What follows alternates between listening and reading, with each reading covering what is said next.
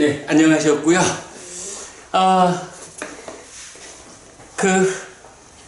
코로나가 이제 더불어 함께 가야 하는 때가 가까워 오건만 어떻게 또 우리 노부부님 주변에 확진자가 있어서 일단 검사를 받아서 음성이 나오면 그냥 되는 거죠. 이건 참 요새는 계속 여기저기서 바이러스와 함께 살아가야 하는 시대 얘기를 하는데 빨리 들이대야 할 것 같습니다. 그래도 한 2년 가까운 바이러스하고의 전쟁 기간 동안에 우리 네 사람이 다 모두 무사히 살아남았다 하니 천만 다행입니다. 앞으로도 끝까지 살아남읍시다. with the 몸 플러스 with the 바이러스입니다. 그러니까 정말 참 쉽지 않은 일이에요. 우리가 하여간 이제 부처님 가르침, 부처님이 나의 삶을 어떻게 설명하느냐. 지금 박법부님이 몸과 더불어 살아가야 하는 유신이라고 불리는 중생의 삶, 이런 말씀에 몸과 더불어 사는 자체도 문제 상황인데 거기에 코로나까지 또 함께해서 살아가야 한다니 이 아픈 중생의 삶을 언제 벗어날까? 어쨌든 그렇게 우리가 말하는 것이 우리가 지금 세상에 드러내고 있는 우리 삶의 현실이 뭐냐?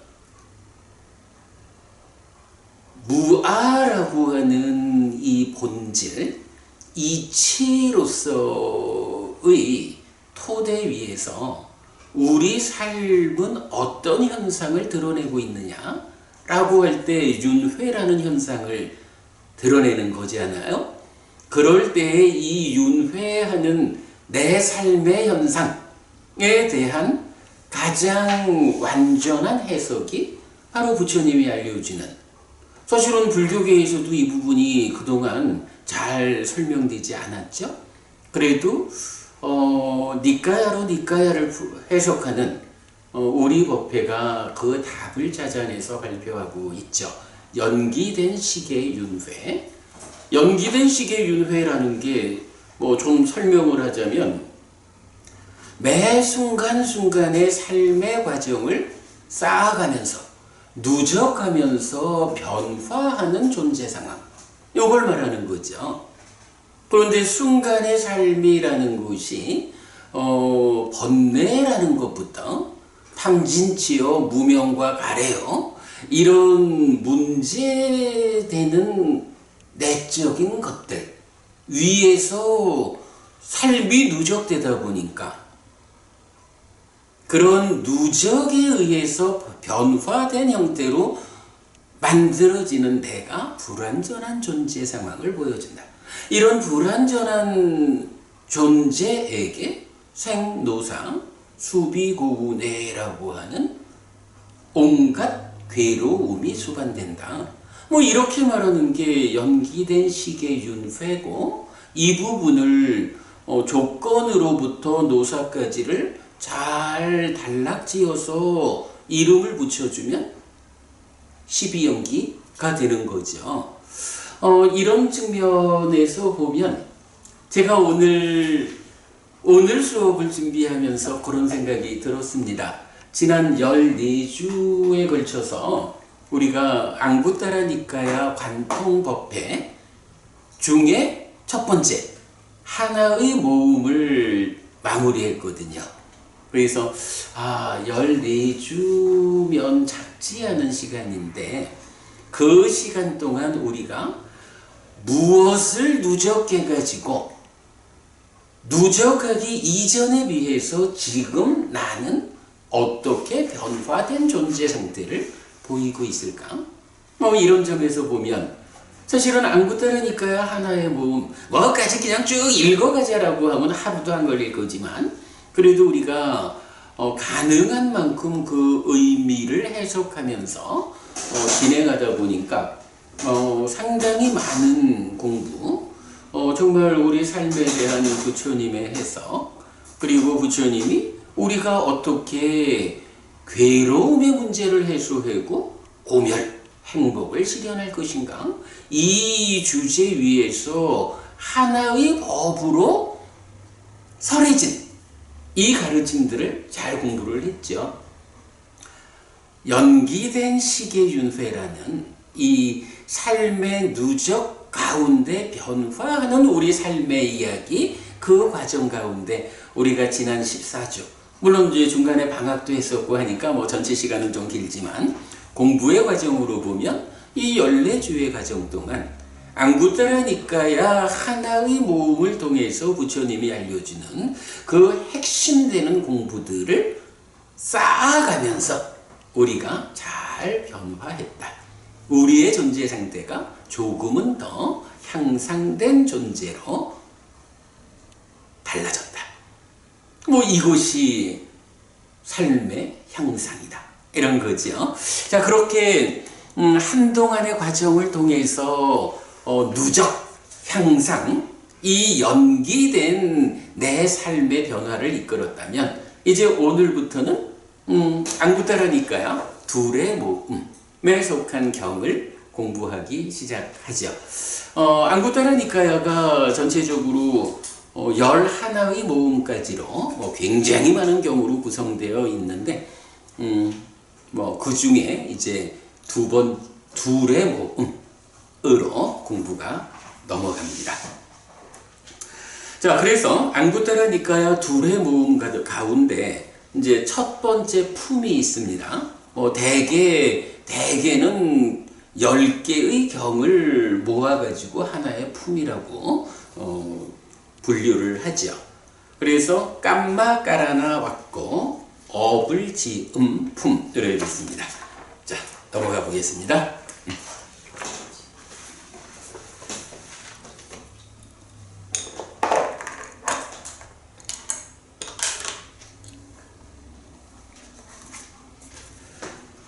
네, 첫 번째 경은 왓자 안구따라니까야 둘의 모음의 1번 결점경입니다.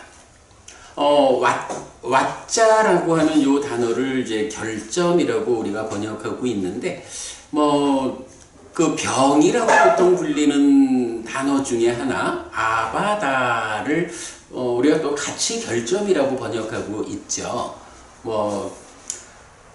이제 번역이라는 게 그렇게 그 하나의 단어가 그러니까 단어가 1대1로만 번역되지 못하는 형편인데, 사실은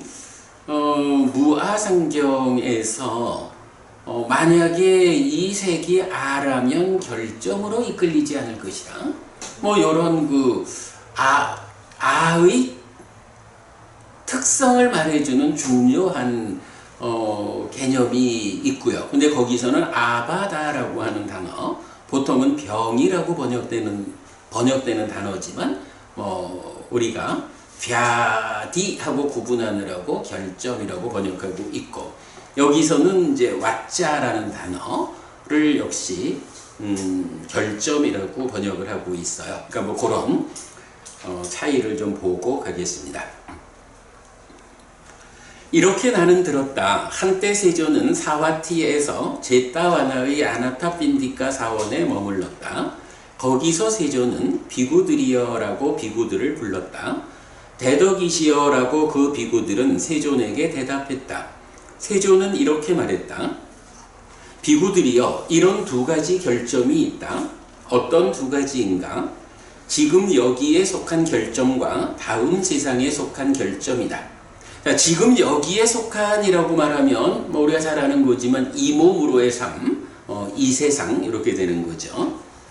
그러면 비구들이여, 무엇이 지금 여기에 속한 결점인가? 여기 비구들이여, 어떤 사람은 왕들이 범죄를 저지른 도둑을 붙잡은 뒤 여러 가지 체벌을 가하는 것을 본다. 채찍으로 때리기도 하고 몽둥이로 때리기도 하고 둘로 갈라진 반절의 막대기로 때리기도 하고 손을 자르기도 하고 발을 자르기도 하고 손발을 다 자르기도 하고 귀를 자르기도 하고 코를 자르기도 하고 귀와 코를 다 자르기도 한다. 식초 그릇에 넣는 고문을 하기도 하고 소라의 껍질을 벗기는 것과 같은 고문을 하기도 하고 아수라의 입을 만드는 고문을 하기도 하고 온몸에 불을 붙이는 고문을 하기도 하고 손에 불을 붙이는 고문을 하기도 하고 침대를 만드는 풀로 감싸 가죽끈처럼 묶는 고문을 하기도 하고 나무 껍질로 된 옷을 입히는 고문을 하기도 하고 영양처럼 만드는 고문을 하기도 하고 갈고리로 꿰어 걸어놓는 고문을 하기도 하고 동전처럼 만드는 고문을 하기도 하고 상처에 소금을 바르는 고문을 하기도 하고 가죽끈으로 때리며 장애물을 통과시키는 고문을 하기도 하고 작은 의자 위에 집더미로 둘러싸는 고문을 하기도 하고 뜨거운 기름을 끼얹기도 하고 개에 물리게 하기도 하고 살아있는 것을 창으로 겁주기도 하고 칼로 목을 베기도 한다. 그에게 이런 생각이 든다. 이런 악한 업들을 원인으로 왕들은 범죄를 저지른 도둑을 붙잡은 뒤 여러 가지 체벌을 가한다. 채찍으로 때리기도 하고 내지 쭉 반복해서 밑에서 8번째 줄인가요? 까지 오면 칼로 목을 베기도 한다. 만약 나도 그런 업을 짓는다면 왕들은 나도 붙잡은 뒤 여러 가지 체벌을 가할 것이다. 채찍으로 때리기도 하고 내지 칼로 목을 베기도 할 것이다 라고. 지금 여기에 속한 결점이 두려운 그는 다른 사람의 돈을 훔치지 않는다. 이것이 비구들이여 지금 여기에 속한 결점이라고 불린다. 사실 여기서 이제 막 그 처벌하는 장면은 지금 우리로서는 이제 상상할 수 없이 가혹한 처벌이죠. 그러나 2600년 전 인도 땅에서 오직 이렇게 범죄자에게 아주 가혹함으로 일벌백계를 해야 하는 필요성, 그렇게 볼까요? 그러니까 이거는 그 당시의 생활상을 그대로 설명하고 있죠. 그러나 어쨌든 내용으로 보면 어떤 사람이 죄를 지으면 도둑이라고 대표적으로 나오지만 범죄 행각을 하면 권력을 가진 자들, 왕이 그를 붙잡아서 이렇게 처벌을 한다. 그러니 나도 어떤 형태로든 범죄를 저지르면 왕들은 나도 붙잡아서 그런 처벌을 줄 것이다. 그러니 아이고 내가 이런 행위를 하면 이런 행위가 이 세간에서 범죄라고 불리는 거, 그래서 벌을 받아야 되는 거, 그런 행위이기 때문에 내가 이런 행위를 하면 붙잡혀가 가지고 그 가혹한 벌을 받을 것이요 라고, 이것이 두려워 가지고 다른 사람의 돈을 훔치지 않는다. 그러니까 포괄적으로 죄를 짓지 않는다. 이렇게 되는 거죠. 그럴 때에 이것이 바로 그런 삶이 지금 여기에 속한 결점이라고 불린다 라고 하는 거죠. 이어서 그러면 비구들이여 무엇이 다음 세상에 속한 결점인가? 여기 비구들이여 어떤 사람은 이렇게 숙고한다. 몸의 나쁜 행위의 악한 보는 다시 태어남을 이끌고 말의 나쁜 행위의 악한 보는 다시 태어남을 이끌고 의의 나쁜 행위의 악한 보는 다시 태어남을 이끈다. 만약 내가 몸으로 나쁜 행위를 하고 말로 나쁜 행위를 하고 의로 나쁜 행위를 한다면 어떻게 내가 몸이 무너져 죽은 뒤에 상실과 비탄의 상태, 비참한 존재, 벌받는 상태, 지옥에 태어나지 않겠는가라고. 이렇게 숙고한 거예요. 다음 세상의 결점이 두려운 그는 몸의 나쁜 행위를 버리고 몸의 좋은 행위를 닦고 말의 나쁜 행위를 버리고 말의 좋은 행위를 닦고 의의 나쁜 행위를 버리고 의의 좋은 행위를 닦고 자신의 청정을 지킨다. 이것이 비구들이여 다음 세상에 속한 결점이라고 불린다. 이 몸으로 살아있는 동안에도 이러저러하게 나쁜 행위를 하면, 벌받을 짓, 죄를 지으면 이 몸 그대로 붙잡혀 가가지고 가혹한 벌을 받는다고요. 이거 이 몸으로 살아가는 삶에 수반되는 결점이야. 그런데 내가 살아서 몸과 말과 마음으로 나쁜 행위를 하면, 그래서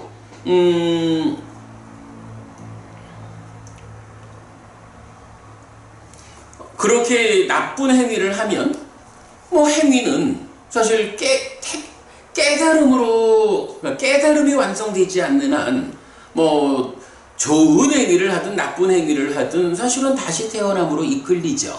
그런데 좋은 행위를 쌓아가지고 하늘로 이끌리면 그나마 다행이죠. 아주 그래도 좋은 거지. 그런데 나쁜 행위를 하면 어떻게 돼요? 신구의 삼업으로 악업을 짓는다 라고 하면 그 업의 힘에 의해서 지옥이든 축생이든 악이든 이런 나쁜 세상에 태어나잖아.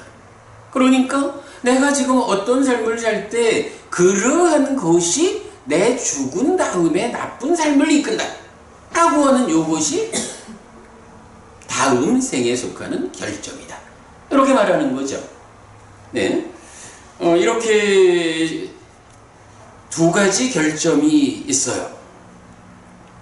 다음 세상의 결점이 두려운 그는 몸의 나쁜 행위를 버리고 몸의 좋은 행위를 닦고, 말의 나쁜 행위를 버리고 말의 좋은 행위를 닦고, 의의 나쁜 행위를 버리고 의의 좋은 행위를 닦고 자신의 청정을 지킨다.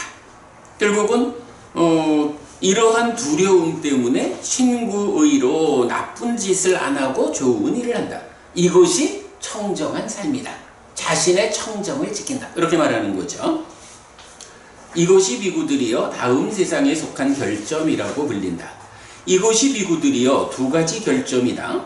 그러므로 비구들이여 이렇게 공부해야 한다.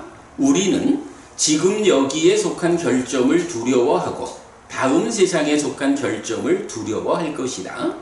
결점을 두려워하고 결점에서 두려움을 볼 것이다.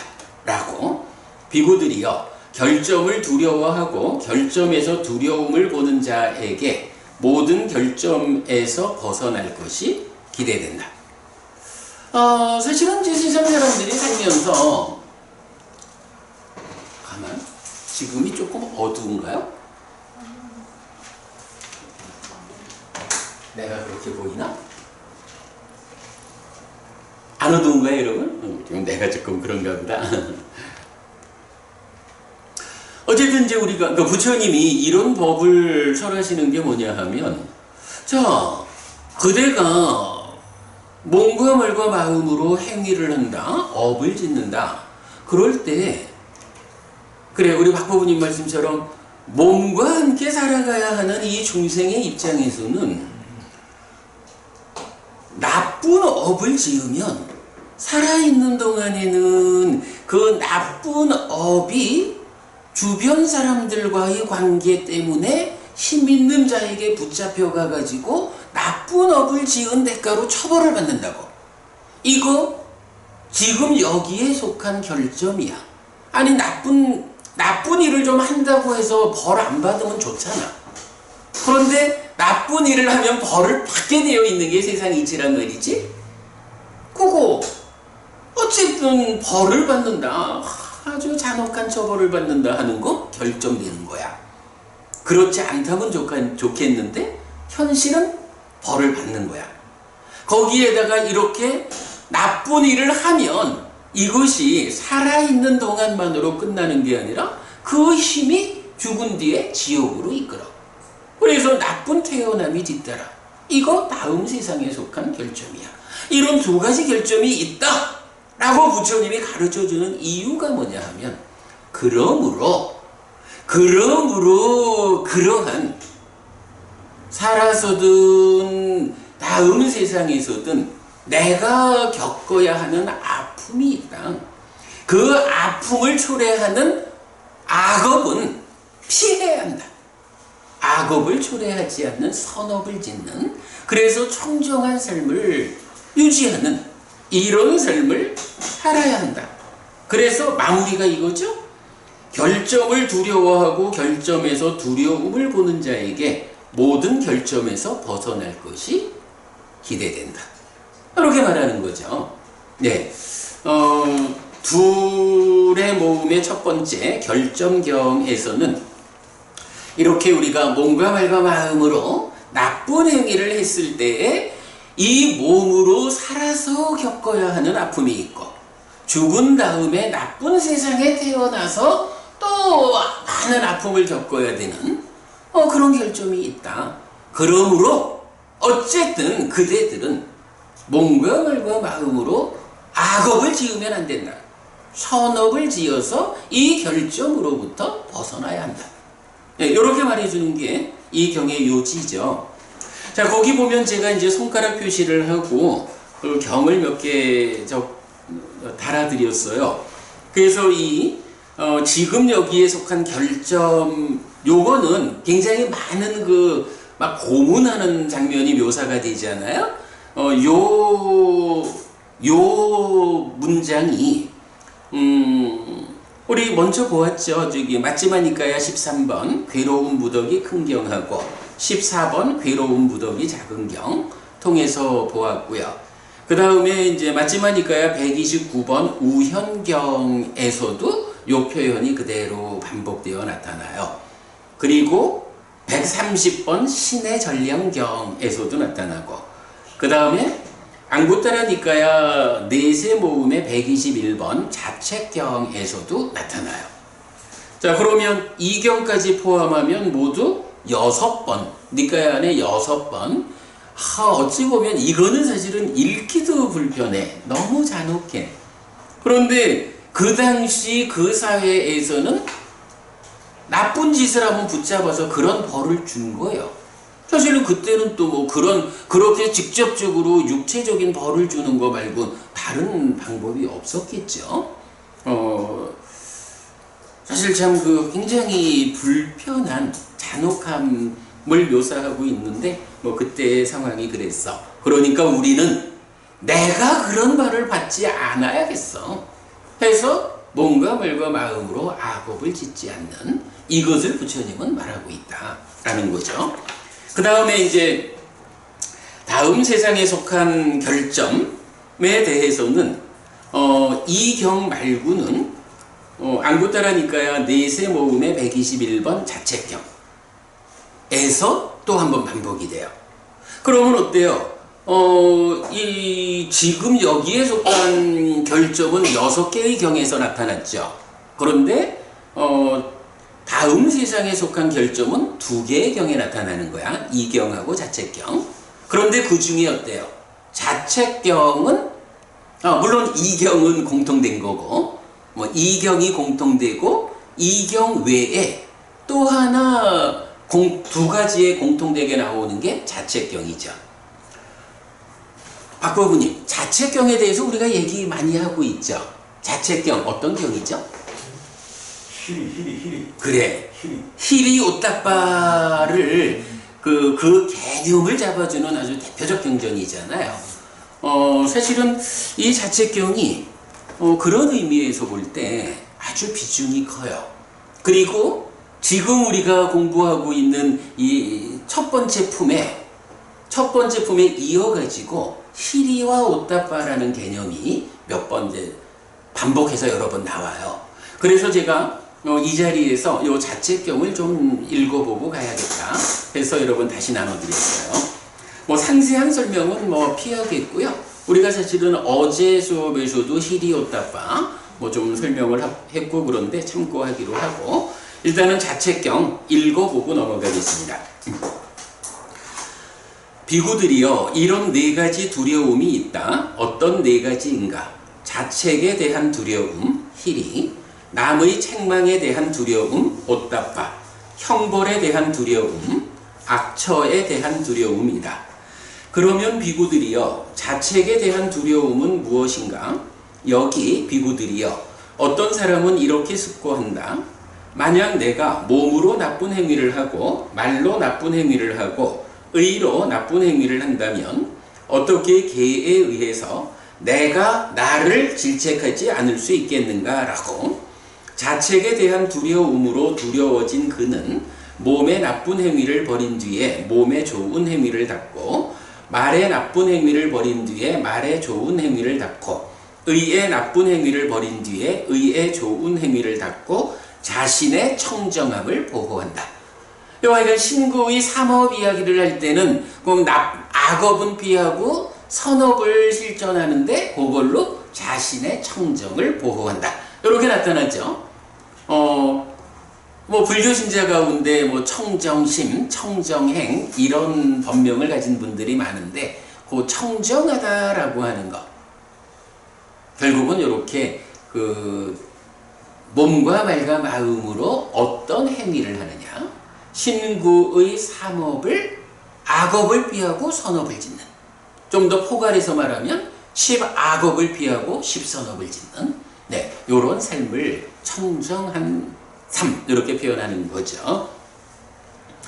이것이 비구들이여 자책에 대한 두려움이라고 불린다.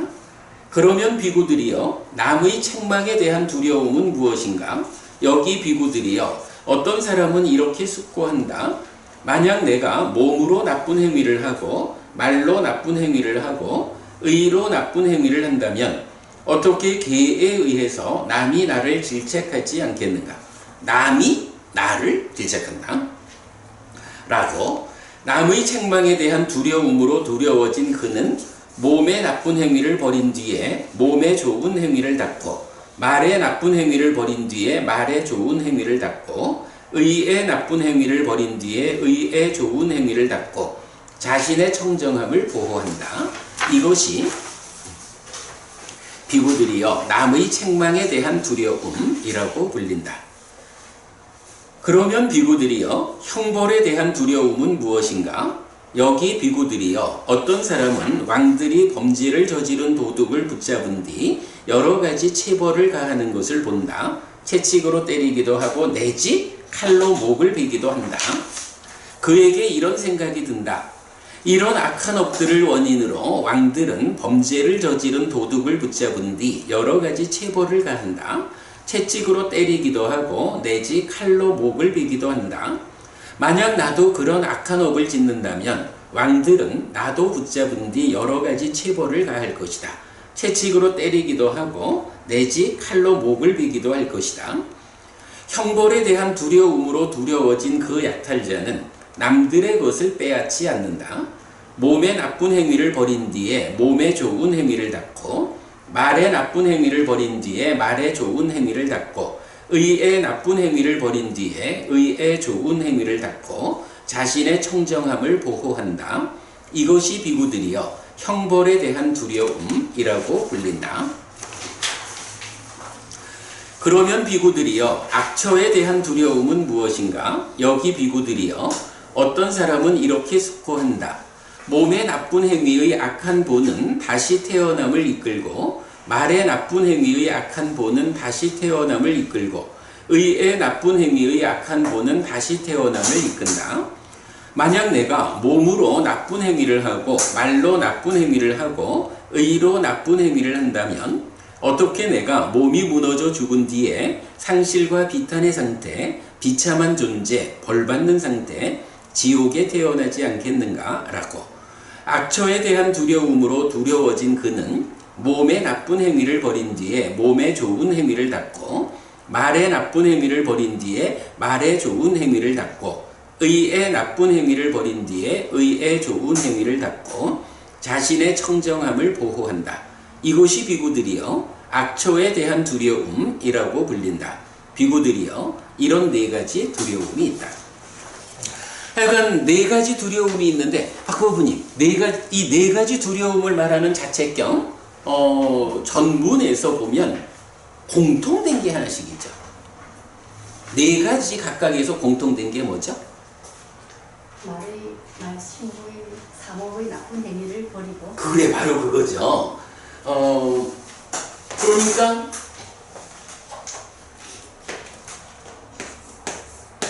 몸과 말과 마음으로 신구의 삼업을 짓는 거야. 그런데 이게 악한 업으로 지어지면 어떻게 돼요? 악한 업으로 지어지면 문제가 된다고. 그래서 뭐니 해도 중요한 거는 뭐 불교가 제시하는 한 가지 길은 뭐냐 하면 이 악업을 짓지 마라라는 거거든. 왜? 악업을 지으면 여기서 어떤 일이 생겨요? 괴로움이 생긴다고. 그죠? 이 괴로움이 생기는데 오늘 보는 바에 의하면 살아서도 지금 여기에서 겪어야 하는 괴로움도 있고 다음 세상, 저 세상에 다음 세상에 어디에 태어나느냐 라고 해서 겪어야 하는 이런 괴로움들이 있다라는 거죠. 그러니까 어쨌든 불교가 뭡니까? 라고 하면 불교는 오직 고와 고멸입니다. 삶이라는 것이 이러이러하게 괴로움이 생겨납니다. 어떻게 우리가 그 괴로움을 소멸함으로써 행복을 실현할까? 이게 불교잖아. 그죠? 우리가 요번 책에서도 제일 앞에다가 최상위 개념을 가지고 불교 안에 최상위 개념을 말하자면 나는 누구일까? 나는 누구냐라고 하는 존재를 구명하는 거 아니다. 존재를 구명하는 게 아니고 지금 살아가고 있는 내가 괴로울 것인가? 행복할 것인가? 바로 요것이 그래서 부처님 예전에도 지금도 나는 오직 고와 고멸을 꿰뚫어 알게 한다. 이게 부처님이 선언하는 최상위 개념이라고. 그럴 때에 존재하고 있는 나에게 괴로움과 행복이 있으니 그렇다면 존재하고 있는 나를 바르게 알지 못하고 어떻게 고멸을 실현할까?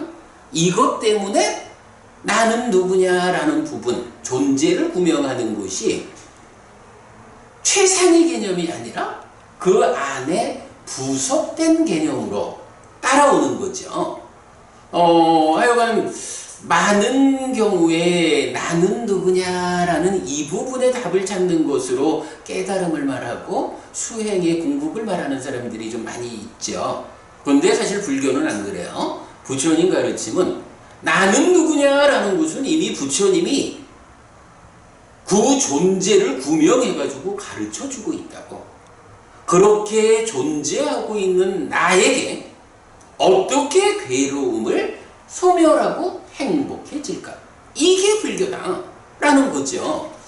자, 그래서 이제 이렇게 악업이라고 하는 것은 하여간 문제가 있어.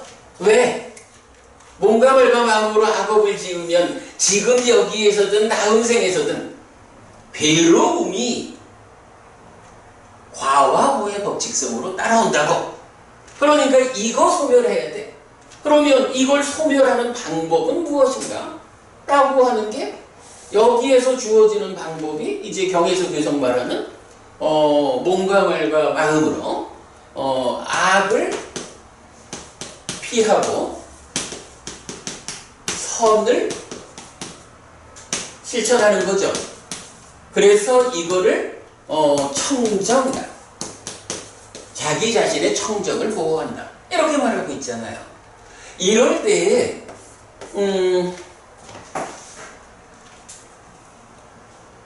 어떻게 그러니까 핵심적으로는 네 가지 경우에 공통되는 게 바로 신구의로 악업을 짓지 않고 선업을 짓는다, 청정을 유지한다. 요걸 말해주고 있다고?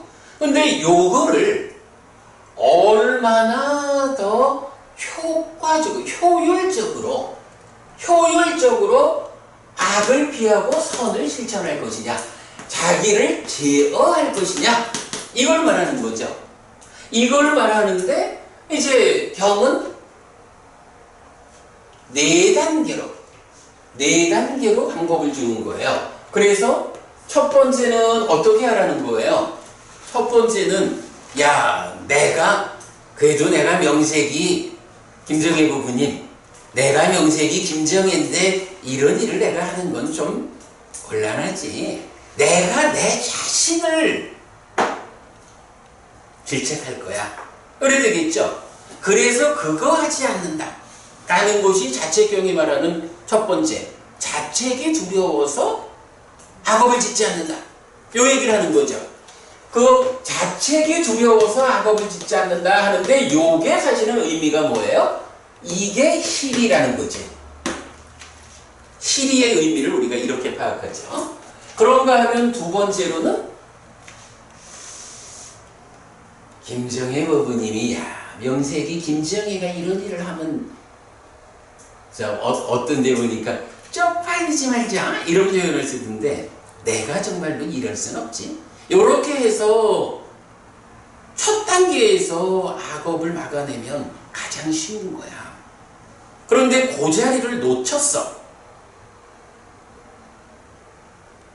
아무리 김정혜라도 당장 입이 자꾸 불러?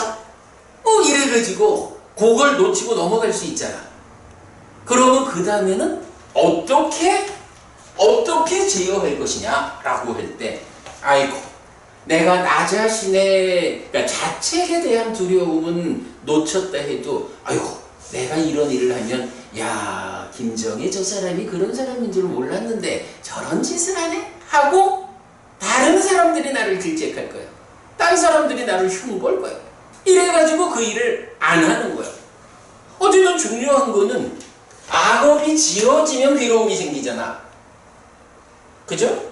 악업이 지어지면 괴로움이 생기니까 어떤 방법으로든 악업을 짓지 않는 게 중요하다고. 그럴 때 스스로 그러니까 자책이 두려워서 악업을 안 지을 수 있다 하면 으뜸일 거야. 가장 쉽고 좋은 거야 말하자면. 가능만 하다면. 근데 그 자리를 놓치고 나면 이제 다른 사람의 책망이 두려워서 그래서 타책의 두려움이라고 하는 요게 이제 교리적으로는 옷닦다라고 하는 것의 의미죠. 그런데 또 이제 사실은 이게 왜 쉽지 않아요. 내 스스로 야 내가 김정혜인데 이런 일을 하면 내가 쪽팔려서 어찌 이런 일을 할까? 희리요. 자책의 두려움. 근데 그거는 놓쳤어. 뭐 사실은 중생들의 삶이 그렇지 뭐 그게 말처럼 쉽지 않죠. 놓쳤어. 그랬는데도 일단은 아이고 내가 이런 일을 하면 다른 사람들이 야 김정희 씨 그런 줄 몰랐는데 하면서 흉보할 거야. 이게 두려워가지고 막았어. 어쨌든 막으면 돼. 악업이 진행되지 않도록. 근데 그거를 놓친 거야. 그것까지 놓치면 그 다음에는 어떻게 해요? 아 내가 이런 일을 하면 이것은 범죄가 되고 죄악이 돼가지고 내가 이것 때문에 경찰서 끌려가고 어쩌면 교도소 가서 몇 년을 살아야 될지도 몰라.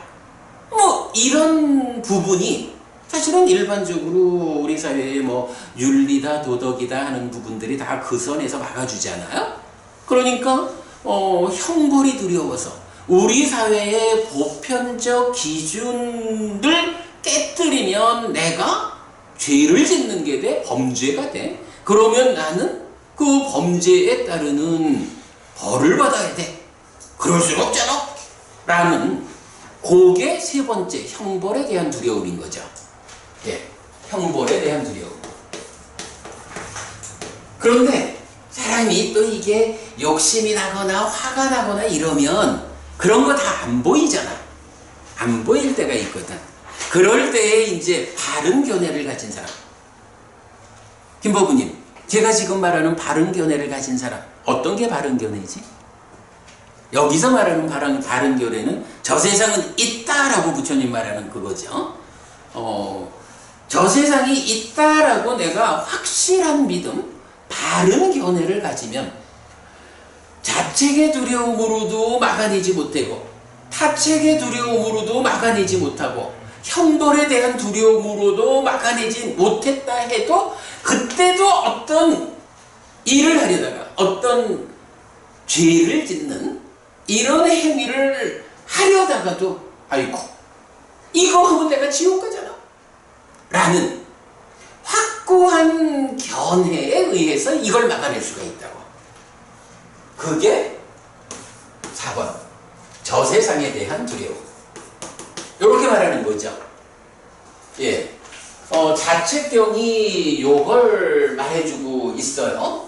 이때에, 뭐 계속 보겠지만, 1번, 2번은 희리와 오따빠라고 하는 두 가지 아주 중요한 개념이고, 뭐 좀 이따 나오겠지만은, 경은 희리와 오따빠는 세상을 보호하는 두 가지 법이다.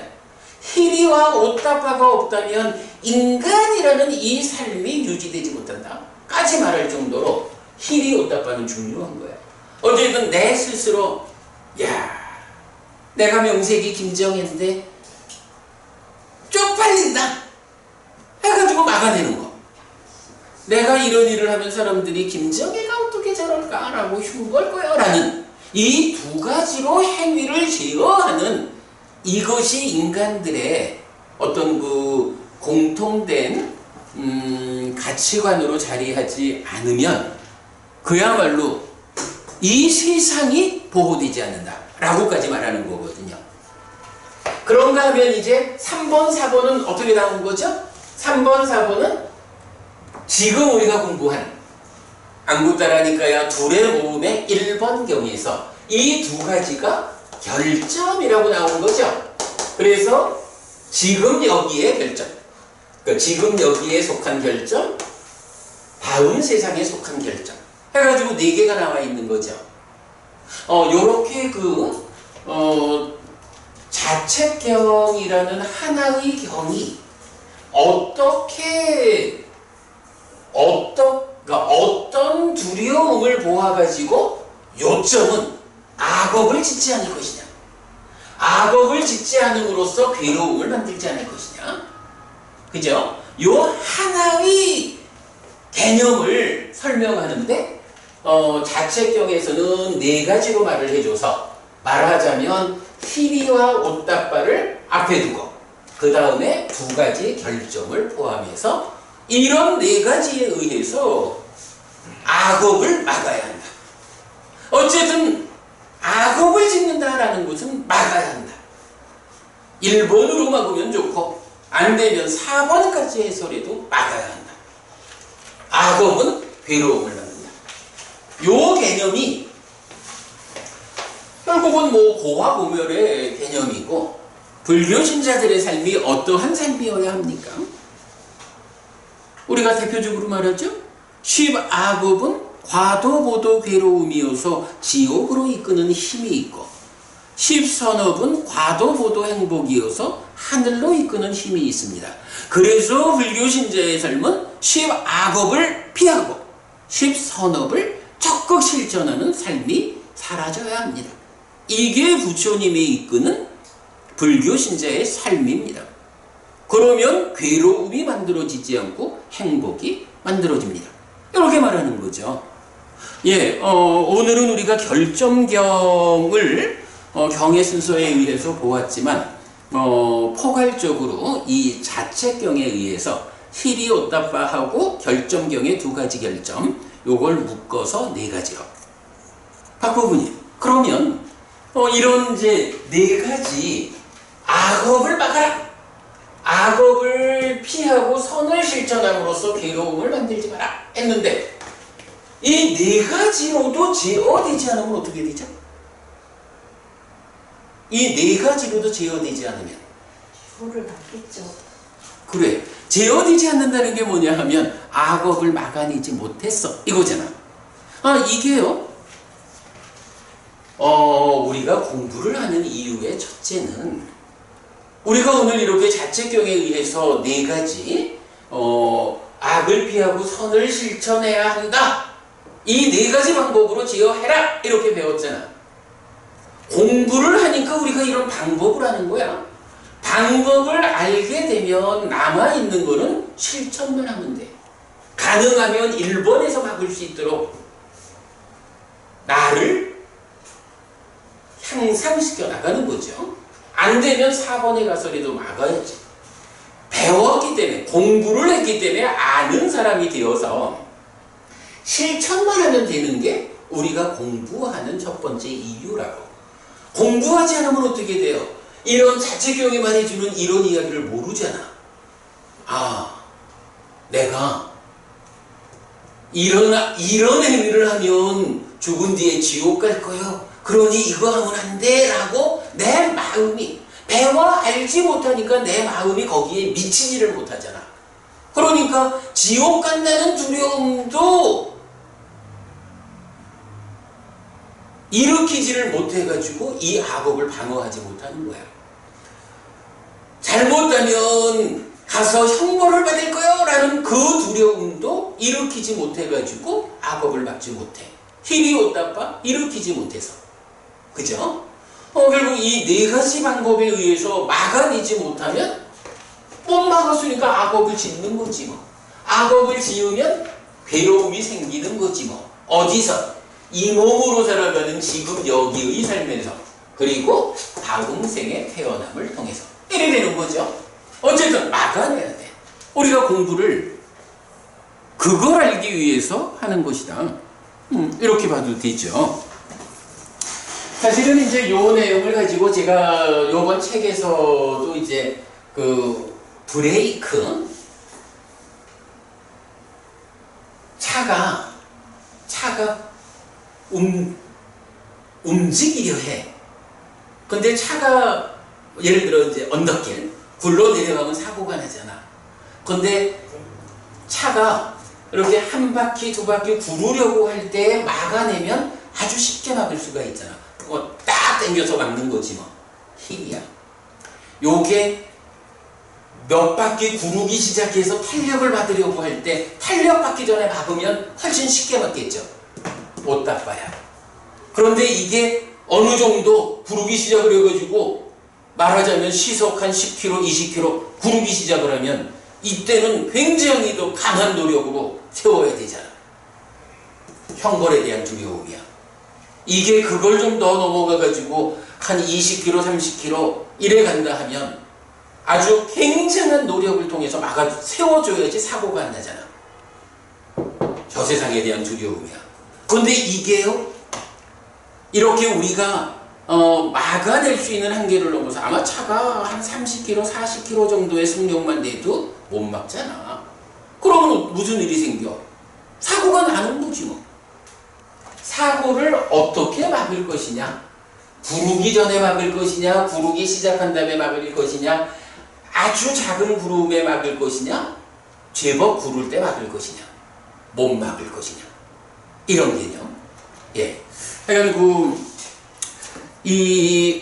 오늘 이제 경의 순서는 그 두 가지 결점을 알려주고 있지만, 이 두 가지 결점을 모두 담고 있는 경이 자책경이다 라는 점에서 우리가 자책경을 좀 같이 보았는데, 결국은 자책경은 히리와 오따빠 두 가지, 그리고 두 가지 결점, 네 가지를 말해주고 있다. 이런 측면에서는 자책경이 포괄된 경이다 이렇게 보면 되겠죠. 그래서 저는 약간 이 자책경을 굉장히 비중 있게 보고 있어요. 여러분 꼭 기억하시기 바라고요. 자, 그 다음에 이제 두 번째 경으로 넘어가겠습니다. 빠다나 숙당 둘의 모음의 2번 정근경. 요 빠다나라는 게 이제 그 사정근이라고 할 때 요 빠다나를 쓴다 그랬죠.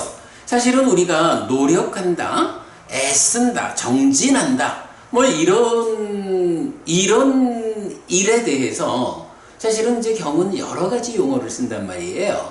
뭐 위리아라고 해서 보통 노력 이렇게 이제 쓰는데, 팔정도에서 정진 이럴 때는 또 와야모라는 단어를 쓴다고요. 그리고 이렇게 빠다나라는 단어도 쓰고, 그러니까 노력한다, 힘쓴다, 애쓴다, 열심히 한다 이런 부분을 표현하는 단어들이 좀 많아요.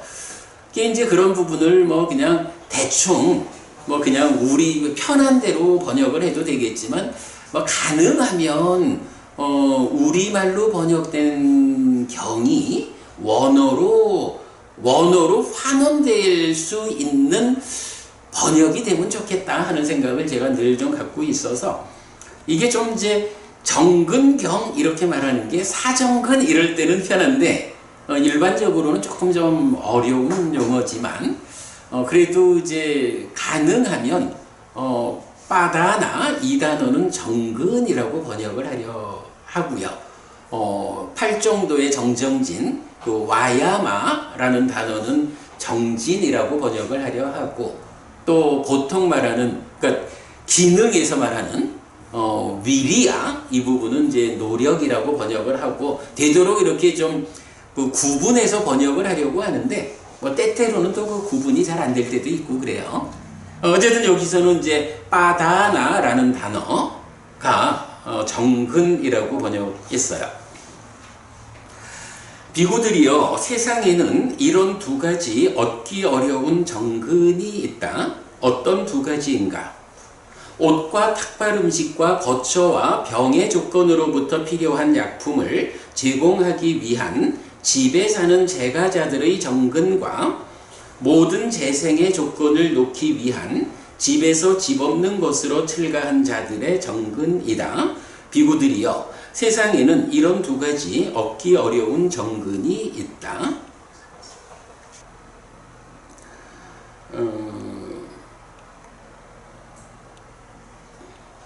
예. 잠깐만요. 요거 한 가지만 좀.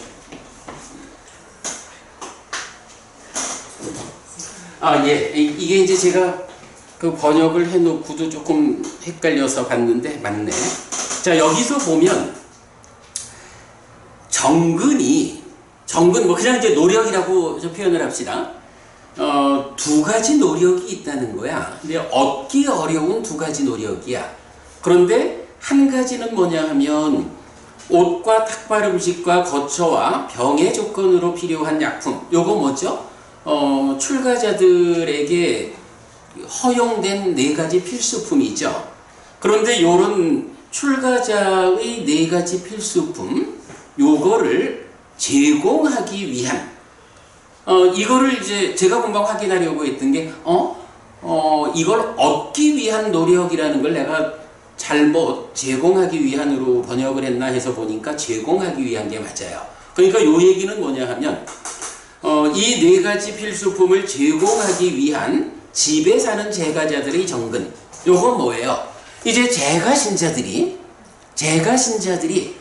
내가 출가해서 수행하는 스님들이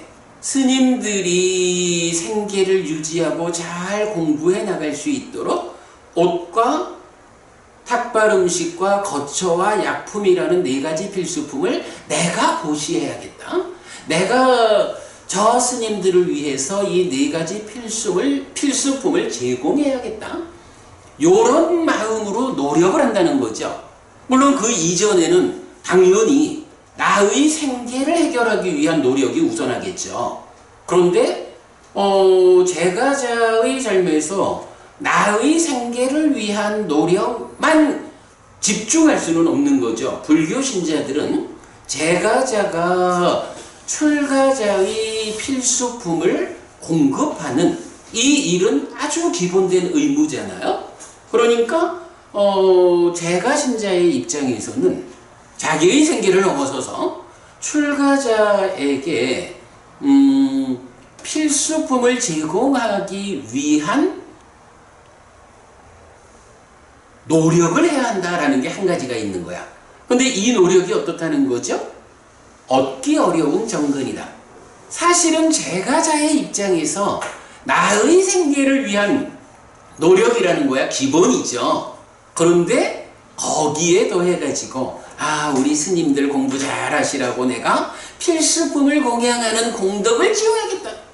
이런 마음을 일으켜가지고 그분들을 위한 필수품을 얻기 위한 노력, 그분들을 위해서 제공하기 위한 이런 노력을 한다는 것이 쉽지 않다는 거죠. 그 다음에 또 하나는 모든 재생의 조건을 놓기 위한 집에서 집 없는 곳으로 출가한 자들의 정근이다. 이건 뭐예요? 이제 재가자들의 입장에서는 출가자들이 잘 공부하라. 그래서 부처님 가르침이 우리 세상에, 우리 사회에 잘 유지되고 후대의 사람들을 위해서 전승될 수 있도록 스님들이 본분을 잘 해주십시오. 요렇게 그분들을 위해서 제공하기 위한 노력도 힘든 건데, 또 하나 힘든 노력이 뭐냐 하면 정작 출가한 사람들이 모든 재생의 조건을 놓기 위함, 요 우파디라는 거죠. 재생의 조건이라는 것은 뭐 이게 욕계든 색계든 무색계든 어쨌든 중생 세상에 다시 태어나는 걸 말하잖아. 그러한 조건들을 놓는다라는 것은 욕계, 색계, 무색계라는 중생의 세상으로 돌아오지 않으리라, 깨달아서 윤회에서 벗어나리라, 이런 걸 말하잖아요. 그러니까 제가자는 출가자에게 필수품을 제공하기 위한 노력을 하는 게 사실은 어려운 일이고, 출가자는 이렇게 내가 깨달아서 윤회에서 벗어나리라, 깨달아 아라한을 실현하리라, 윤회에서 벗어나리라, 불사를 실현하리라, 이렇게 명확한 목적을 가지고 거기에 맞추어서 노력하는 일이 어려운 일이다. 그래서 이 두 가지가 얻기 어려운 정근이다, 이렇게 말한 거죠. 박보우님, 이 두 가지가 정말 어려울까? 이 두 가지 노력이 정말 어려운 노력일까? 어렵고 쉽고 쉽고. 재생의 조건으로 규명을 보는 소리 없죠. 재생의 조건을 놓자라고 하는, 그러니까 사실은 출가자들도 그런 명확하게 내가 이번 생에 끝낼 거요, 다시는 이 몸이 무너져 죽은 뒤에는 몸으로 가지 않을 거요, 열반을 실현할 거요, 이런 확고함으로 노력하는 일이 어렵다라는 거죠. 그러나 그것도 어렵지만 그건 일단은 이제 출가자 개념으로 보는 거고, 물론 뭐 꼭 출가자만은 아니지, 재가자도 범행을 실천하는 자가 있으니까. 그러나 일단 또 재가자의 입장에서 출가자가 잘 공부해서 자기를 향상하고 우리를 이끌어달라, 이런 마음으로 그분들을 위해서 필수품을 제공하고자 하는 이런 노력도 어렵다, 이렇게 말하는 거죠. 이 두 가지를 빼고 나면 한 가지 노력이 있죠. 뭔가요? 나의 생계를 위한 노력이지요. 나의 생계를 위한 노력에도 사실은 열심이지 않은 사람들은 아주 좀 힘들게 사는 거고, 거기에라도 노력하는 사람은 자기 삶은 그래도 여유롭게 사는 거죠. 그러나 이제 좀 더 모범적인 잘 공부한 불교 신자는 내가 우리 스님들이 잘 공부할 수 있도록 그들의 생계를 위해서 의식주와 약품이라는 필수품을 제공해 드려야겠다, 이런 노력을 하는 일. 근데 사실은 경에서는 이게 재가자들이 반드시 해야 되는 역할이라고 나오는 거잖아요. 그게 안 되면 불교가 문을 닫아야 되는 그런 측면. 그리고 출가자 위주로 깨달음을 위해서 노력하는. 자, 이렇게 이제 노력이라는 것을 몇 가지로 볼 수가 있어요. 그 중에 이 두 가지는 어려워. 제가 벌써 1시간을 공부를 했네. 좀 재밌다 할까? 이야기를 하나 하고 싶어서 제가 시를 하나 적어놨어요. 어제 저녁에 우리가 이제 카톡 모임이 있잖아요. 뭐 아시다시피 제가 원주고등학교를 나왔죠. 그러면 이제 78년도에 이제 같이 졸업한 우리 동기들이 있다고. 그리고 그 동기들 가운데에서도 또 우리 반이 있잖아. 우리 반 친구들로 구성된, 뭐 우리가 63명인가 뭐 이렇게 해간 졸업을 했는데, 우리 반에서 한 40몇 명 정도가 이렇게 교류하고 있는 카톡이 하나 있어요. 근데 이 카톡에 저하고 아주 친한 친구 한 사람이 사진을 하나 올린 거야. 요새 그 저기 지하철 가면 그 지하철 그이저 출입국 좀 예, 그 저기 그러니까 그걸 뭐라 하지? 그러니까 그저 스크린 도어 그래 스크린 도어 그쪽에 보면 이제 이렇게 시를 적어 놓잖아요. 그 지하철 스크린 도어에 있는 시를 하나 사진을 찍어서 올려 놓으신 거야. 그래서 제가 이제 그 사진을 보고 뭐라고 제가 이제 글을 하나 썼냐 하면 우리 친구들 벗들의 땀은 어떤 땀일까? 또 중의 땀은 어떤 땀일까? 이렇게 이제 제가 말을 하나 썼어요. 근데 이제 그 시가 뭐냐 하면 제목이 땀이야. 진병수 씨란 분이 2018년 시민 공모작으로 해서 지하철 스크린도에 이제 적혀 있는 시인데 제가 이 시를 보면서 참 시는 멋있어요. 정말. 그래서 이제 시를 읽어보면 그저 더울 때 나는 줄 알았던 찝찝하고 무겁기만 했던 그 땀이 어른들의 삶의 무게인 줄 알았더라면 어머니의 슬픈 땀을 아버지의 서러운 땀을 철없던 내가 조금 더 짊어질 걸 그랬습니다. 라고. 여기 아버지인 박보부님 그 서러운 땀을 얼마나 흘려보셨는지 몰라. 어머니인 두분버부님 그 슬픈 땀을 얼마나 흘려보셨는지 몰라. 그래서 별로 공감이 안 되죠. 아, 공감이 잘 안 되는구나. 그러면 어머니의 슬픈 땀은 안 흘려봤다. 아버지의 서러운 땀은 안 흘려봤는지 몰라. 뭐 그래도 뭐 사실은 뭐 그래도 우리 사회에서 그래도 열심히 제 몫을 담당하며 사는 분이니까 뭐 땀을 안 흘렸다고 보고 훌륭하지. 그러나 버부님들의 어머니의 땀, 버부님들의 아버지의 땀은 공감이 갈지 몰라. 저는 잘 모르겠어요. 나는 그 애비 노릇을 제대로 못한 사람이라 조금 부끄러운데, 철없던 내가 조금 더 짊어질 걸 그랬습니다. 라고 이제 시가 있었는 거예요. 그래서 제가 이제 요 시를 보면서, 오늘 우리가 공부할 내용이 요거잖아. 정근. 노력이란 말이야. 노력이라는 말은 땀 흘려 애쓰는 거지 뭐. 그래서 요런 오늘 공부해야 하는 정근, 노력이라는 개념에서 참 이 땀이라는 말하고 딱 연결되어 가지고 내가 싹 마음이 갔어요. 그래서 이제 제가 그렇게 적은 거야. 벗들의 땀은 어떤 땀일까? 또 중의 땀은 어떤 땀일까?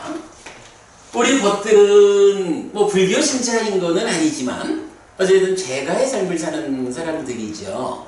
그러면 제가의 삶을 사는 우리 벗들의 입장에서는 기본적으로 어떤 땀을 흘리겠어?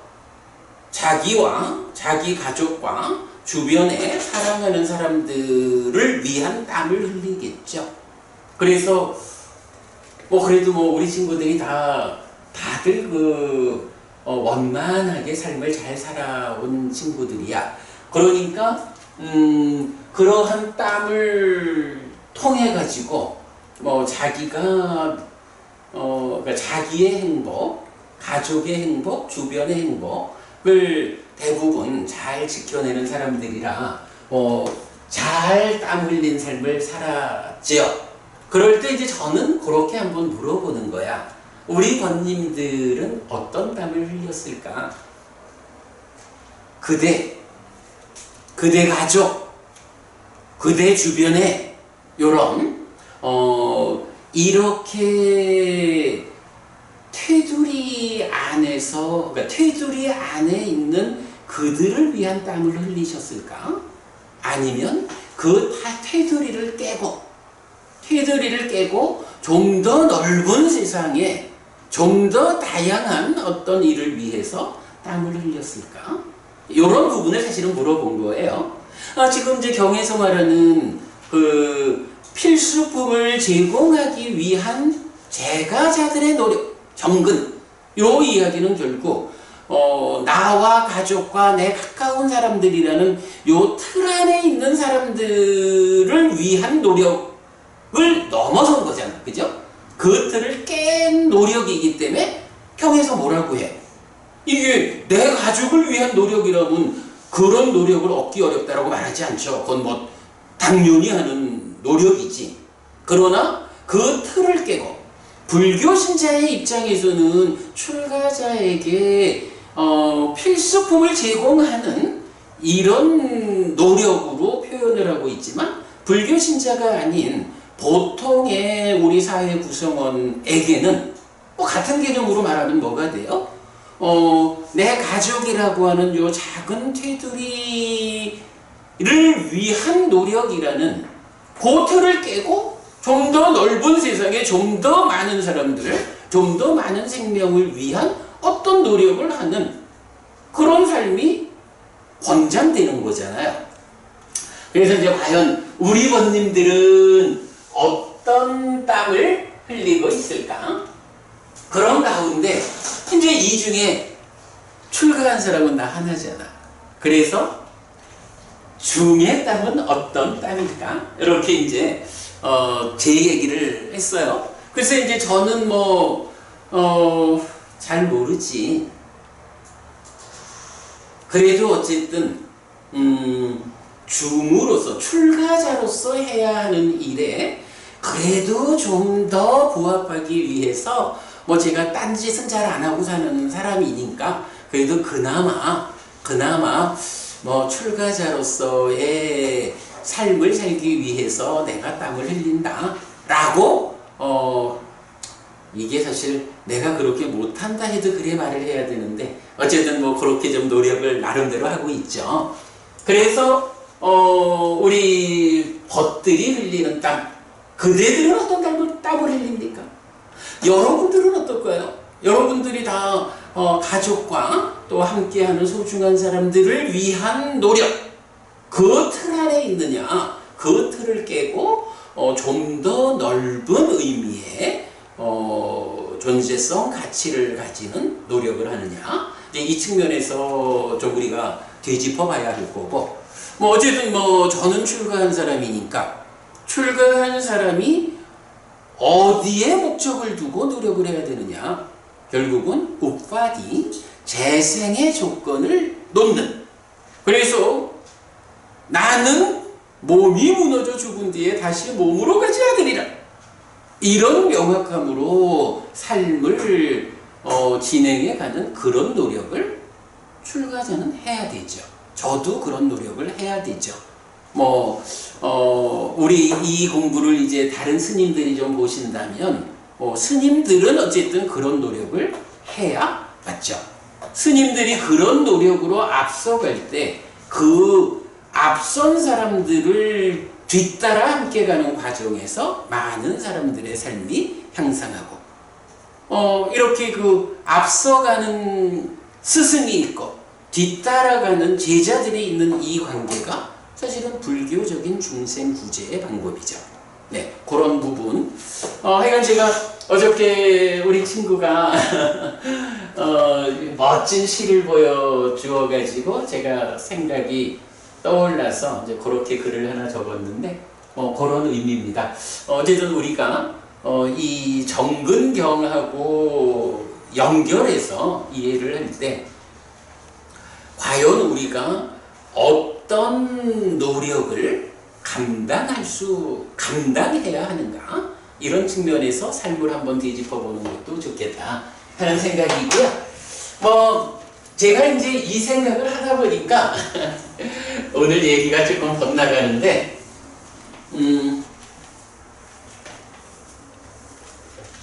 이 사람들이 어쨌든 저하고 고등학교 3년을 같이 지낸 얼마나 좋은 시절이야. 또 그때 시절에 원주도 한 반에 학생들이 그렇게 60명씩 그렇게 있었습니까? 네네. 아, 그러니까 이제 그게 사실은 원주가 지금은 인구가 30몇만이 되어 많이 늘어났어. 그래도 이 중부 내륙에서는 이제 거점 지역으로 성장을 했거든요. 근데 저희가 중고등학교 다닐 때는 인구가 뭐 한 10만에서 12만? 뭐 요 정도였어요. 그런데도 이제 한 반에 60명이 넘게 공부를 한 거는 학교가 작았고 또 아이가 많던 시절이지. 여기 60명의 학급은 한 10학급 이렇게 아, 있지는 않았겠죠. 우리 고등학교는 7반이 있었고 그러니까. 중학교 때까지는 8반이 있었고 대도시의 거의 반 정도 그렇겠죠. 아무래도 부산이나 이런 큰 도시에 비하면 이제 적고 예, 뭐 이런 이제 그랬는데 얘기를 조금 더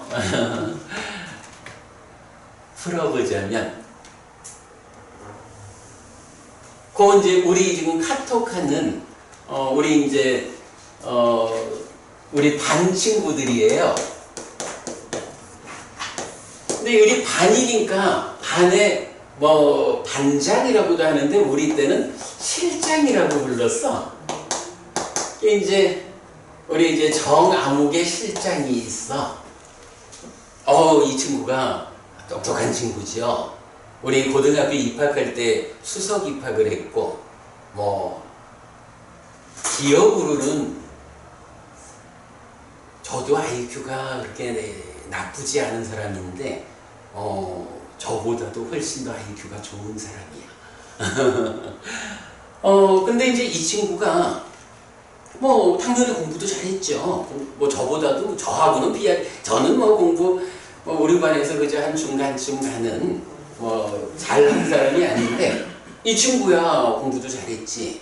그런데 박보부님 우리 때는 육사가 그렇게 뭐 점수가 높지 않았잖아. 육사는 그냥 공부 그치. 우리 반에서 15등, 10등인데 반에 10등. 그래 뭐 웬만하면 이제 육사는 갈 수가 있었잖아. 대부분 사람들은 반에서 20등이거든.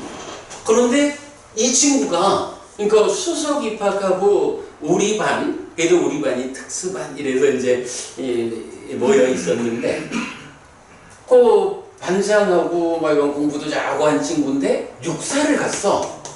그래가지고 그 당시야 또 학교에서 서울대 한 명 더 가야 되는 이제 이런 입장이잖아요. 근데 이 사람이 육사를 가니까 뭐 좀 그랬지 뭐. 근데 이제 어쨌든 육사를 간 거야. 그래도 이게 잘난 사람은 어딜 가도 잘하나 봐. 이 친구가 그 육사에서 공병병과를 갔어요. 그러니까 이제 군대는 여러 병과가 있잖아. 그러면 공병이라는 병과는 뭐 군 막사도 지어야 하고 그러니까 부대도 지어야 하고 또 뭐 훈련이거나 전쟁이 일어나면 강을 건너면 다리도 놓아야 되고 뭐 이런 사실은 전쟁을 수행하기 위한 뒷받침을 해주는 일을 하는 병과잖아요.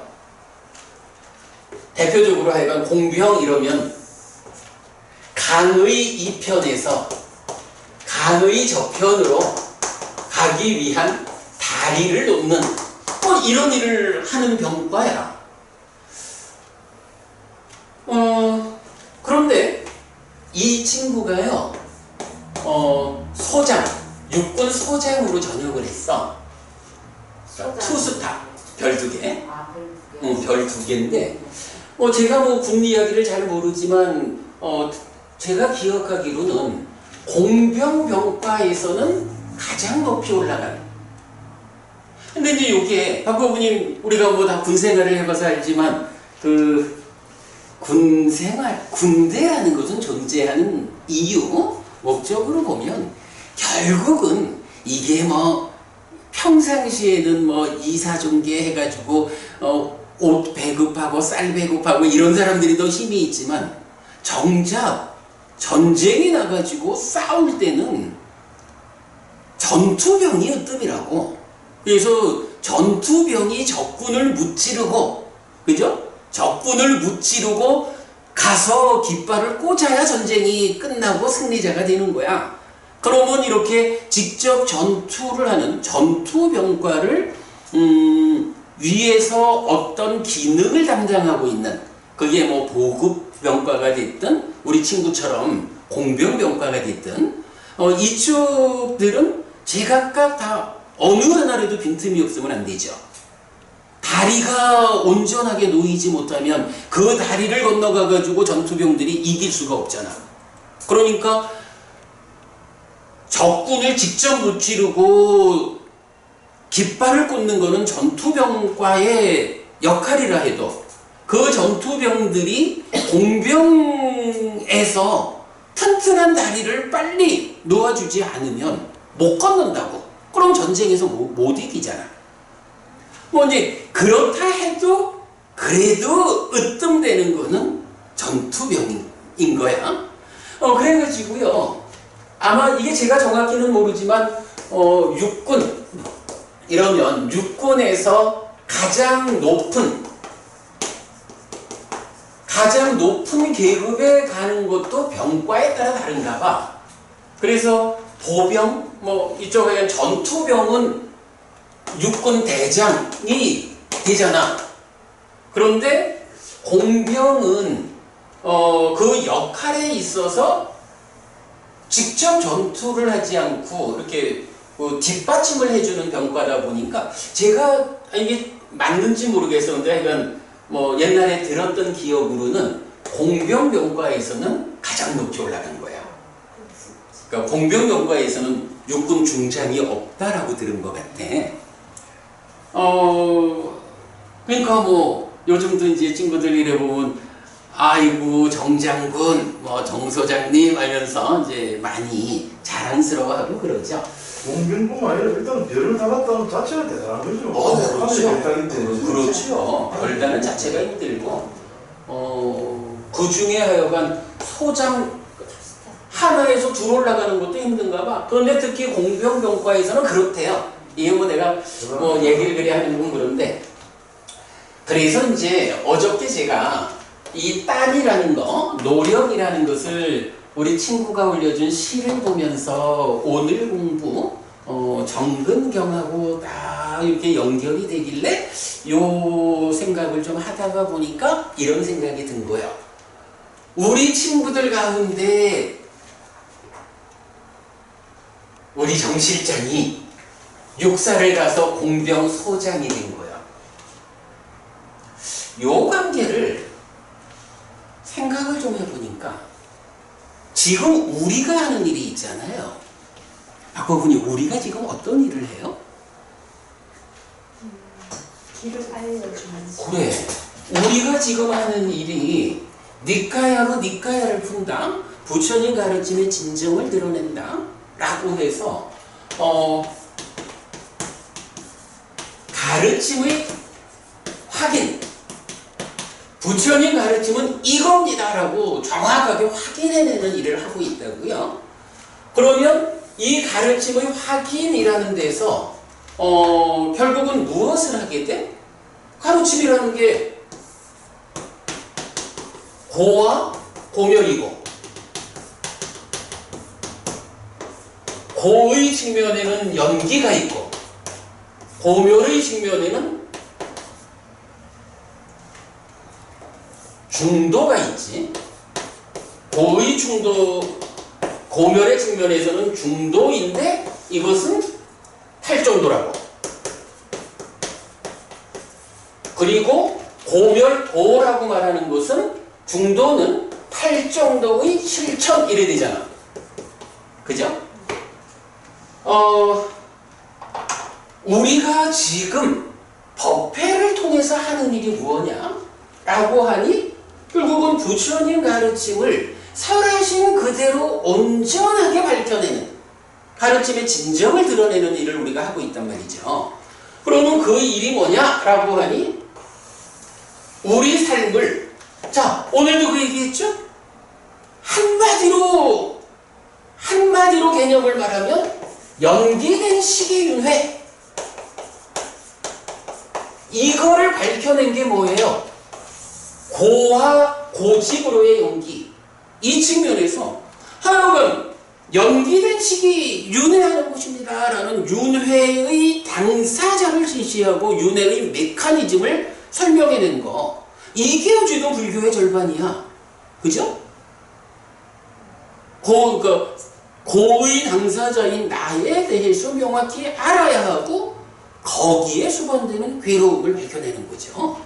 그런가 하면 이제 우리가 하는 공부의 절반은 또 뭐냐 하면 이렇게 연기된 식의 윤회라고 밝혀낸 고와 고집, 이러한 삶의 현상에 대해서 어떻게 고멸을 실현할 것입니까? 부처님께서는 8정도의 실천이라고 하는 중도를 말씀하셨습니다. 그런데 여기에서 우리가 지금 이렇게 법회를 통해서 경을 공부하고 가르침을 배우는 일이 실천이라는 개념하고 견주면 어때요?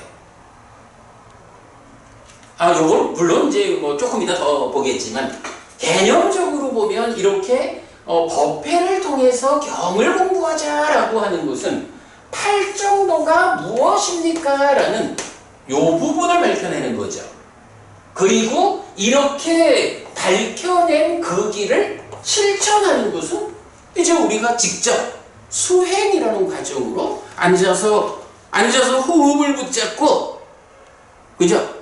호흡을 붙잡고 집중해서 삼매를 성취하고 삼매 위에서 깨달음으로 가는 삼매 수행을 해나가는, 이거는 8정도를 배워 안다라는 것 가지고 번뇌가 부서져서 깨닫는 일이 직접 실현되는 건 아니라고. 그죠? 우리가 이건 분명히 인정을 해야 되죠. 자, 그렇게 이제 보니까 이제 우리 친구 중에 우리 반장 정소장이 공병병과로서 가장 높은, 자기로서는 자기 병과에서는 이제 완성, 목적지를 간 거예요. 야, 이게 우리가 지금 하는 공부가 뭘까? 라고 하니 바로 요거죠. 중생들의 삶이라고 하는 이 편에서 해탈된 삶, 열반의 시련, 불사의 시련이라고 하는 저편으로 건너가는 다리를 놓아야 되는 거죠. 이 다리가 뭐죠? 이 다리가 뭐야? 이 편에서 저편으로 건너가는 다리 중도 말고, 중도 말고, 요거지. 다리는 8정도라고. 우리가 지금 하는 일이 뭐냐 하면 이 편에서 저 편으로 건너가기 위한 다리를 놓는 일을 하는데, 그거는 연기된 식의윤회라고 하는 이 우리 중생으로의, 달리 말하면 이 편에서 살아가고 있는 내 삶의 현상을 밝히는 일을 이렇게 하고 있잖아. 그러면서 동시에 고면, 저편으로 나아가기 위한 실천을 해야 되는데 어떤 실천입니까? 8정도라고 하는 왜곡이 없는 그 길, 그죠? 왜곡 없는 바로 그 길을 걸어가는 실천을 하는 게 중도잖아. 그런데 우리가 경을 통해서 공부하는 거는 바로 그 길을 놓는 일, 요걸 하는 거지. 그리고 중도라는 것은 이렇게 길을 놓으면서 우리가 직접 걸어가는 것. 요걸 우리만 걸어가나요? 아니죠. 사실은 지금 우리가 하는 일의 큰 의미는 우리가 길을 만들어 놓으면 우리가 놓는 이 길을 우리도 가고 다른 사람들도 가고, 그죠? 니카야를 풀자, 부처님 가르침의 진정을 드러내자 라고 하는 이게, 세상 사람들은 나름대로 이 편에서 저 편으로 가는 다리를 놓았다라고 생각하고 그 길을 걸어가는 실천을 하고 있지만, 사실은 저편으로 가는 그 길이 그렇게 엉성한 길이 아니잖아. 아주 외길, 칼날같이 엄중한 그 외길이 저편으로 이끈다고? 그게 팔정도고, 팔정도가 이름으로만 팔정도가 있는 게 아니라 구체적으로 팔정도는 이런 것입니다. 앞에 7가지를 필수품으로 하는 삼매를 성취해가지고 그 삼매 위에서 마음이 일어나가지고 드러나는 법의 밑바사나에서 여실직연하고 딱가 안으로 들어가서 사마타 밑바사나로 번뇌를 직접 부수는, 그것을 9단계의 단계적인 과정으로 성취하는 이런 아주 엄중한 외길이기 때문에 경에 분명하게, 그러니까 경에 의한 확실함이 담보되지 않은 상태로 나는 저편으로 가는 길을 가고 있어 라고 말해가지고는 못 간단 말이야. 우리가 지금 이렇게 가르침을 확인하는 이 일을 통해서 이 다리를, 팔정도라는 다리를 놓는 거는 그래도 다행인 게 군부대는 군부대의 어떤 체제에 의해서 이래 되지만 부처님 가르침은 다리를 놓는 공병과 같은 일을 지금 우리가 하지만 부처님 가르침 안에서는 이런 병과가 확고히 구분되질 않는 거예요. 지금 다리를 놓는 일은 그러니까 공병 병과와 같은 일을 우리가 하고 있지만, 그러나 우리는 다리만 놓고 끝나나? 박법부님, 다리만 놓고 끝나나요? 아니죠. 우리가 직접 그 길을 간다고? 우리가 놓은 길을 다른 사람도 갈 수 있도록 이끈다고? 공병이 다리를 놓아주면 전투병에서 다리를 건너가지고 적들을 쳐부수고 승리를 하잖아. 그런데 우리는 어때? 우리가 팔정도라고 하는 다리를 놓고 그 다리를 직접 건너는, 직접 다리를 걸어가는, 그래서 이제 다리를 건넌다라는 것은 말하자면 뭐죠? 번뇌를 부수는 일을 직접 하는 거죠. 삼매수행. 번뇌를 부수는 일을 직접 하는 거지 뭐. 그게 다리를 건너는 거지. 그래서 우리가 지금 하는 일이 어떤 일일까? 마침 아이가 이제 우리 고등학교 친구들과 관련한 이제 어떤 시를 보다 보니까 생각이 여기까지 미친 거야. 분명히 우리가 지금 가르침을 확인한다. 가르침의 진정을 드러내서 저편으로 건너가는 팔정도라는 다리를 논다. 그러나 우리는 군부대 체계하고는 달라서 공병으로의 다리를 놓는 일도 하지만 직접 전투병이 되어서 내 안의 번뇌는 내가 부숴야 되니까. 그죠? 내 안의 번뇌는 누가 대신 번뇌 부숴주지 못한단 말이야. 내 안의 번뇌를 내가 부수는 나의 전투를 직접 하고 있는 거죠. 우리가 하는 일이 이런 일이구나. 다리를 놓고 그 다리를 직접 건너는 일을 우리가 하는구나. 이때 정말로 근본경전연구회가 니까야를 풀어서 가르침의 진정을 드러내는 이 일이 토대가 주어지지 않으면 다리를 놓지 못하는구나. 우리가 다리를 놓는 일 자체만으로도 우리가 건널 수 있는 토대도 되지만 세상에 많은 사람들이 건너갈 수 있는 그 다리를 놓아주는 일이고, 거기에 다리를 놓아가면서 우리도 내 안의 번뇌를 직접 부수는 전투병의 역할도 우리 스스로 같이 하는 거죠. 예, 뭐 그런 생각이 좀 들었어요. 묘하게 친구가 땀이라는 시를 소개해 줬는데 그 가운데에 우리 반장이 공병병과의 투숙하다. 뭐 이런 점에서 제가 이런 생각이 좀 들었어요.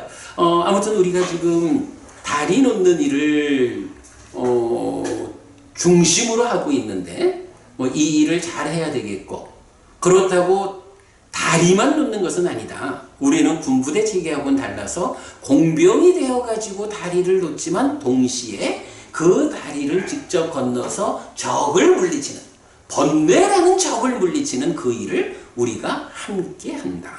뭐 이렇게 우리가 하는 일을 설명할 수 있겠다 싶었어요. 자, 오늘 안구따라니까야 둘의 모음을 시작한 첫날입니다. 2번까지를 했고 또 그 가운데 자책경 함께 보았는데 특히 자책경의 가르침은 여러분 놓치지 않으면 좋겠고요. 자, 오늘 공부 여기까지 하겠습니다. 수고하셨습니다. 네, 수고하셨습니다. 삼마 삼부또 바가와 스와카또 바가왔다 담모 숫바띠판노 사와카 상고띠 제도중 전문가이시다. 제전으로부터 법은 잘 설해졌다. 제자들의 상가는 잘 실천한다. 찌랑띠타뚜 로까스밍 삼마 삼부따 사산한띠 정등각의 가르침이 이 세상에 오래도록 머물기를. 이차마항 얀양 야지뚱 양마마 아싸 디가라땅 히따야 수따야 띠 오랫동안 너희에게 이익과 행복을 주는 자선행을 실천하리라. 이당다낭 꾀따낭 야띠 살로 히따낭 우빠까빠뚜 이당다낭 꾀따 야띠 살로 히따 빠리분잔뚜 띠 이 도시가 돌아가신 친지와 혈육들에게 도달하기를. 이 도시를 돌아가신 친지와 혈육들이 사용하기를. 네, 오늘도 우리가 법의 등을 함께 달았습니다. 우리가 함께한 이 법의 등이 여러분들에게 오랫동안 이익과 행복으로 함께하기를 바랍니다. 또한 오늘 함께한 이 법보시의 공덕이 여러분들이 생각하시는 그분들에게 도달하고 그분들께서 사용하기를 바라겠습니다. 수고하셨습니다. 수고하셨습니다.